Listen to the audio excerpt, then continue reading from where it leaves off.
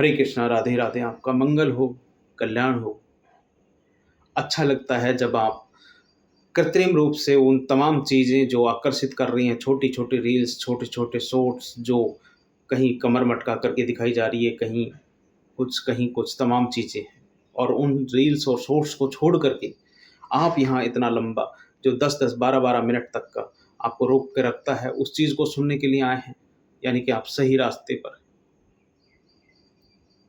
बड़ा अच्छा लगता है।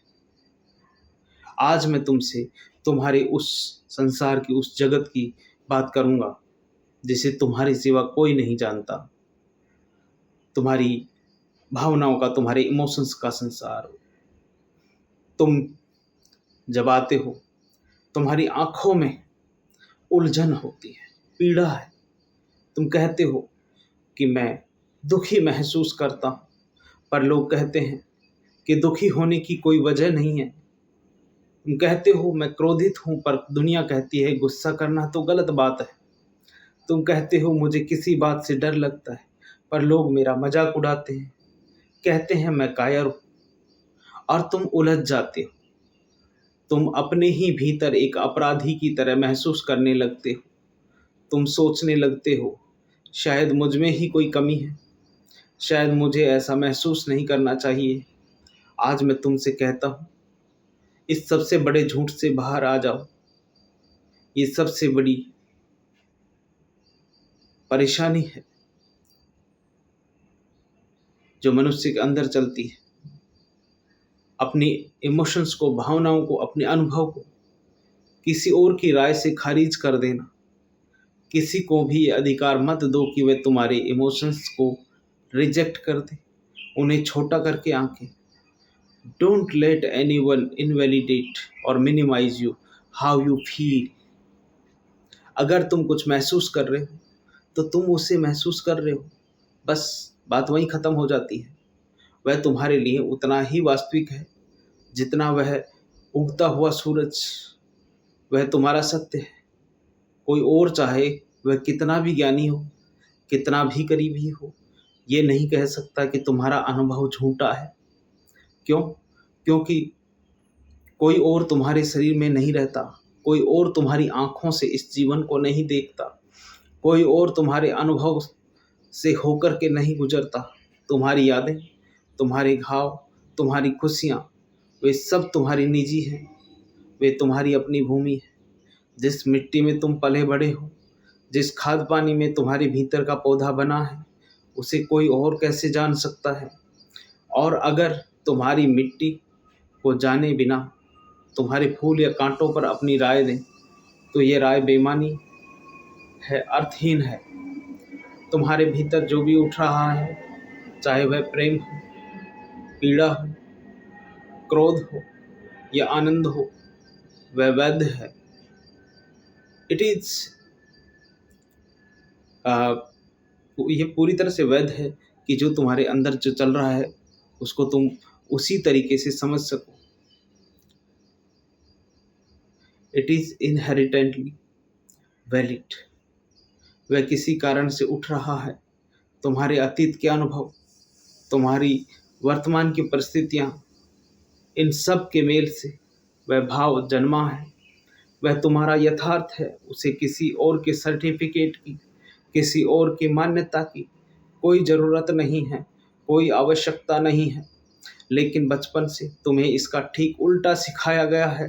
तुम रोते हो तो माँ कहती है चुप हो जाओ, लड़के रोते नहीं हैं। तुम उछल कूद करते हो तो पिता कहते हैं शांत बैठो, इतना खुशी दिखाना अच्छी बात नहीं है। तुम गुस्सा करते हो तो टीचर कहते हैं अरे ये अच्छी बात नहीं है।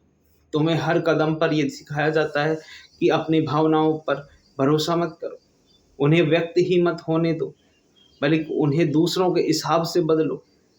और यहीं से तुम्हारा स्वयं का संबंध टूट जाता है।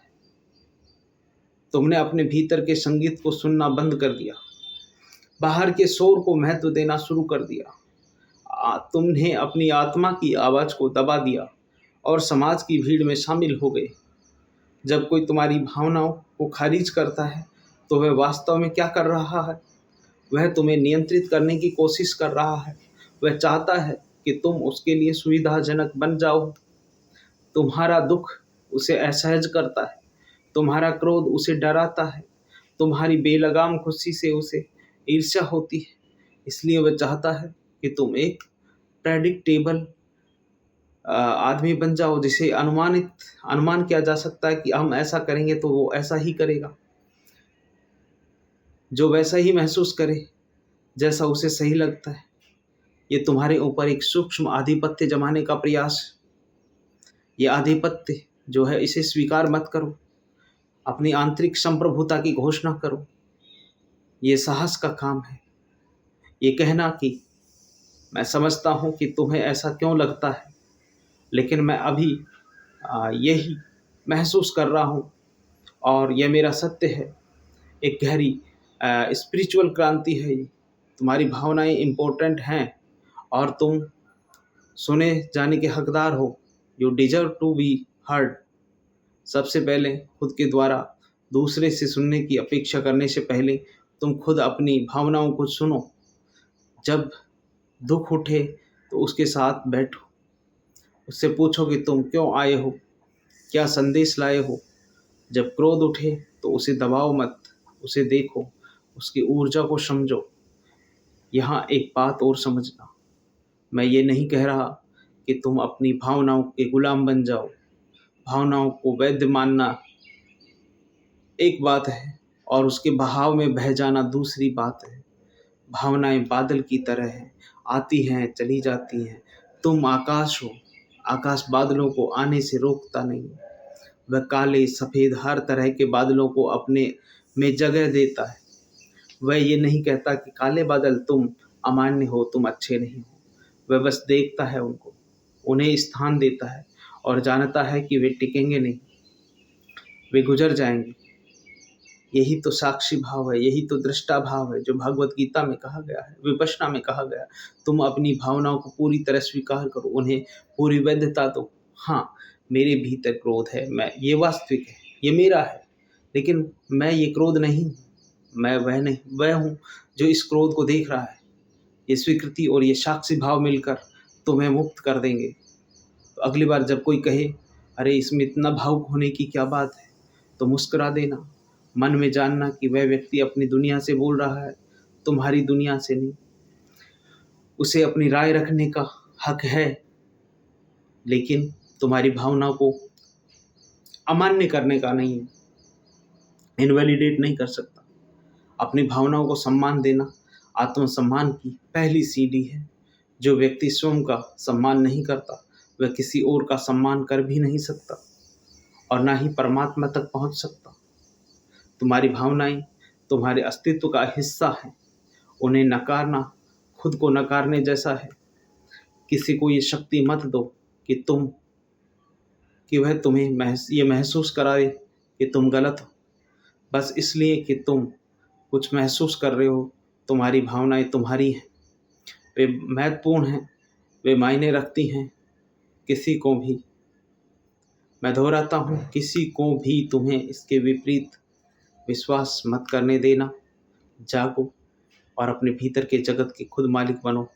किसी और को तुम्हारे इमोशंस से खेलने का हक नहीं है कि वो वैलिडेट करे, तब तुम उनको जीना शुरू करोगी। इमोशंस तुम्हारे अंदर की फीलिंग है, उन्हें सही तरीके से उजागर करो।